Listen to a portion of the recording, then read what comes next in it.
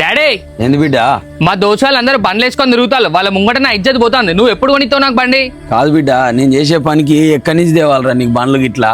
అక్క పెళ్లికి చేసిన అప్పు కట్టలేకనే సత్తానా అని మిత్తి కట్టలేకనే నరకం చూస్తానా నేను. కాదు డాడీ, నాకు అవన్నీ తెలియదు. నువ్వు కనుక నాకు 2 రోజులలో బండి కొనియపోయినావు అనుకో, నేను చచ్చిపోతా చూడు.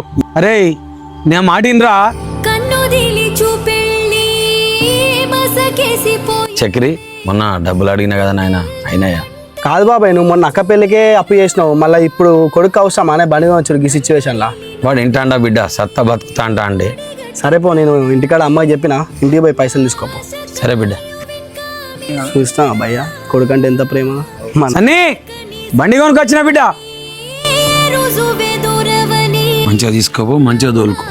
నాకు తెలుస్తుంది డాడీ, నాకు తెలియదు బండి ఎట్లా నడపాలో. అరే మెల్లబోనిరా, అసలుకే తాగున్నాం.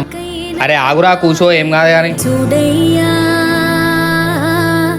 నువ్వు రాకుంటే కాలాడదే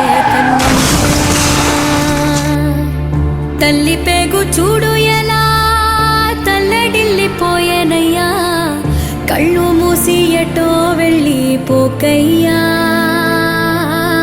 మన తల్లిదండ్రులు మనకు బండ్లు కొనిచ్చేది మనం ఒకరి కింద తక్కువ కావద్దనేసి, అంతేగాని వాళ్ళు మనకు తలకోరి పెట్టనీకి కాదన్నా.